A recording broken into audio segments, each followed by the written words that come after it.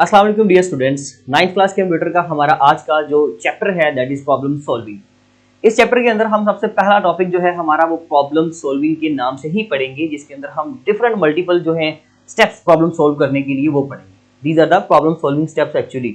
उसमें हम पहले दो स्टेप्स को आज पढ़ेंगे, डिफाइनिंग द प्रॉब्लम क्या होता है एंड एनालाइजिंग द प्रॉब्लम क्या होता है। इसमें 5W टेक्निक क्या है और एक एक्टिविटी हम इसके अंदर सॉल्व करने जा रहे हैं। तो जानते हैं जी ये सब कुछ आपके आज के इस लेक्चर के अंदर। स्टूडेंट्स, फर्स्ट ऑफ ऑल हम एक चीज के बारे में बात करते हैं, व्हाट इज अ प्रॉब्लम। सबसे पहले हम प्रॉब्लम के बारे में डिस्कस करते हैं। What is a problem?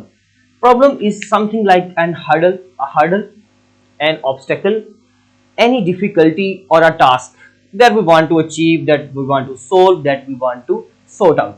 एक ऐसी चीज कि भाई जो जिसका सोल्यूशन जरूरी है, कंपल्सरी है, जिसको हमने जो टास्क हम लोग करना चाह रहे हैं, जिसको हम लोग सोल्व करना चाह रहे हैं, ऐसी चीज को हम क्या बोलते हैं? Problem.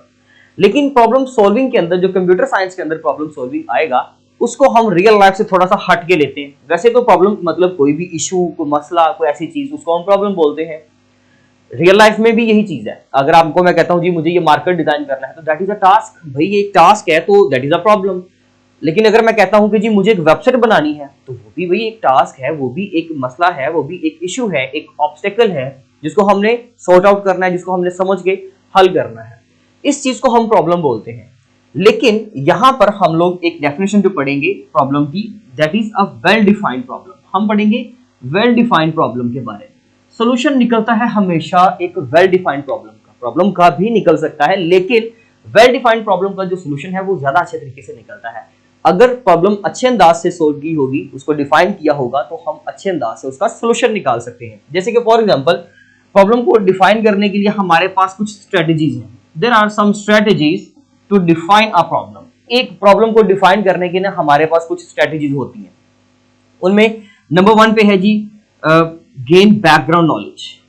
Gain background knowledge.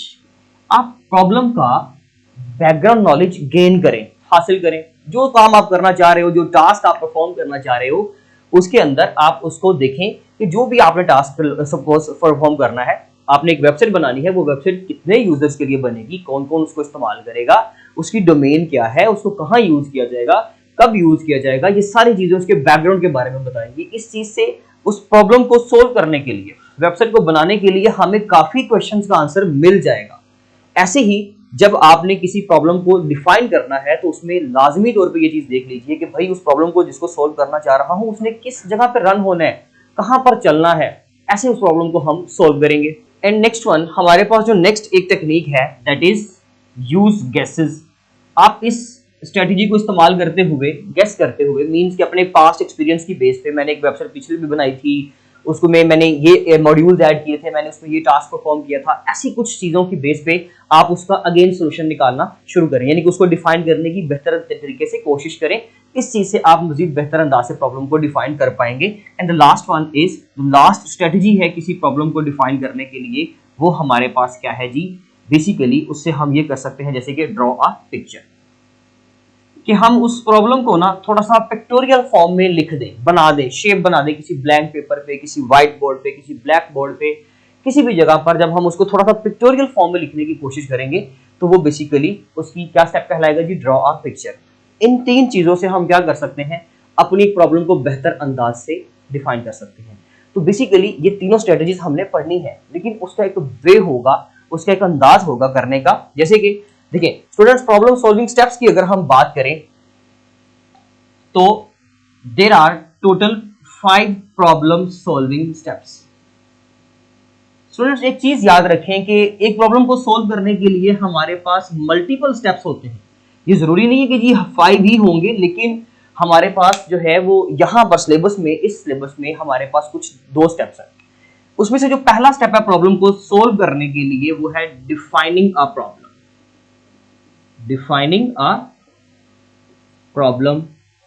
And the next one is analyse a problem. एक प्रॉब्लम को एनालाइज करना। स्टूडेंट्स, फर्स्ट ऑफ ऑल हम एक सिस्टमैटिक वे यूज करते हैं किसी भी प्रॉब्लम को सोल्व करने के लिए। उसमें पहला स्टेप ये, फिर दूसरा, फिर तीसरा, चौथा, पांचवा। इन 5 स्टेप्स को इस्तेमाल करते हुए हम प्रॉब्लम को बेहतर अंदाज से सोल्व कर सकते हैं। A method that is used to solve a problem that is called as problem solving. तो भाई हमने ये पढ़ा कि एक प्रॉब्लम क्या होती है, हमने उसका सारा देख लिया कि प्रॉब्लम को डिफाइन कैसे किया जाता है, लेकिन बेसिकली ये सारा कुछ हम लिखेंगे जी इसके अंदर, डिफाइनिंग अ प्रॉब्लम के अंदर। हमारा पहला स्टेप क्या है प्रॉब्लम को सोल्व करने का, कि प्रॉब्लम को पहले डिफाइन करो, देन उसके सोल्यूशन की तरफ बढ़े। अल्बर्ट आइंस्टाइन ने ये बोला था कि भाई अगर ये अर्थ प्लैनेट जो है ना, ये किसी बहुत बड़े डेंजर में हो और मुझे 1 घंटा मिले इसको बचाने के लिए, तो मैं उसमें से 59 मिनट्स तक जस्ट प्लान करूंगा, सोचूंगा कि मैंने आंसर कैसे निकालना है, मैंने इसको कैसे बचाना है। 59 मिनट्स तक जस्ट प्लान करने के बाद मैं उस आखिरी 1 मिनट के अंदर, एक लास्ट मिनट के अंदर मैं कुछ ऐसा सोल्यूशन निकालूंगा कि मैं उस अर्थ को बचा लूंगा। तो ऐसा ही होता है कि हमें कोई भी टास्क परफॉर्म करने से पहले उसमें मल्टीपल, मैक्सिमम हमारा जो पोर्शन होना चाहिए टाइम का, वो इस चीज के ऊपर लगे, हमने प्रॉब्लम को पहले डिफाइन किया है, समझने की कोशिश की है, जांच पड़ताल के बाद फिर हम उस सोल्यूशन की तरफ चलेंगे। The next one, analyse a problem. अब एक चीज क्लियर कर लीजिए कि डिफाइनिंग अ प्रॉब्लम में आपने ये 3 स्ट्रेटजीज मेंशन करनी है। कभी प्रॉब्लम को डिफाइन करने के लिए, प्रॉब्लम डिफाइनिंग क्या होता है, एक प्रॉब्लम को डिफाइन करने से हम प्रॉब्लम के सॉल्यूशन की तरफ बढ़ सकते हैं, लेकिन अगर हम डिफाइन नहीं कर पा रहे क्लियर वे में, तो these are the 3 strategies that we want to use, that we can use for defining a problem. The next one is analyse a problem. हमारे पास प्रॉब्लम सॉल्विंग स्टेप का जो दूसरा और आज का आखिरी स्टेप है वो है जी एनालाइज अ प्रॉब्लम। स्टूडेंट, किसी भी प्रॉब्लम को सोल्व करने से पहले उसको बेहतर अंदाज से पहले समझ लेना चाहिए। एक पजल, एक रिडल होती है ना, गेम होती है पजल वाली, अगर हम उसको सोल्व करना चाहते हैं, रूबिक क्यूब होता है, उसको हम सोल्व करना चाहते हैं, तो ऐसी चीजों को सोल्व करने के लिए ये नहीं है कि जस्ट भाई आप हाथ चलाते जाओ, नहीं, ऐसा नहीं होगा। आपको पहले बेहतर अंदाज से उसको समझना पड़ेगा। अगर तो क्लियर अंडरस्टैंडिंग पिक कर गई, माइंड में क्लिक कर गया, तो समझ लें कि आपने उसका सोल्यूशन निकाल लिया। सो दैट्स व्हाई हमें एक चीज के बारे में पहले अच्छे अंदाज से समझ लेना चाहिए और उसमें कुछ चीजों को पहले क्लियर कट कर लेना चाहिए, एंड देन हम उसको ठीक से समझ सकते हैं। क्योंकि एक प्रॉब्लम जो होती है ना, a well defined problem that has no any type of ambiguity, it has clear goal, it is easy to understand and it has must a clear vision। एक जो वेल डिफाइंड प्रॉब्लम होती है ना, उसके अंदर बिल्कुल कोई एम्बिग्विटी नहीं होती। एम्बिग्विटी मींस कि किसी किस्म का कोई शक शुबा नहीं होता, वो बिल्कुल क्लियर होती है। उसको जब हम सोल्व करने की कोशिश करते हैं, उसमें स्टूडेंट जो एनालाइज का स्टेप है, इसके अंदर हमारे पास एक 5W टेक्निक है। 5W टेक्निक क्या होती है जी? What, why, who, where and when. इन 5 क्वेश्चंस का, इन 5Ws का अगर हम आंसर निकाल लें एक स्टेटमेंट में से, एक प्रॉब्लम में से, तो हम उसको बेहतर अंदाज से सोल्व कर सकते हैं। जैसे कि यहां पर एक एग्जांपल भी है कि एक क्लास टीचर ने, सपोज एक क्लास टीचर ने, आपके क्लास टीचर ने एक असाइनमेंट दी कि भाई मुझे स्टूडेंट्स की फोल्डर बनाना है, एक स्टूडेंट्स के नामों की लिस्ट का एक फोल्डर या एक डायरेक्टरी बनानी है, तो मुझे सब बच्चों के नाम गैदर करके दो, उन बच्चों के जिनका नाम ए से स्टार्ट हो रहा है। क्यों? क्योंकि मैंने डायरेक्टरी बनानी है। किसने कहा है ये जी? टीचर ने कहा है। वेयर, कहां पे? इन द क्लास, और मुझे 1 हफ्ते में ये चीज चाहिए। तो ये स्टेटमेंट उसने बोल दी।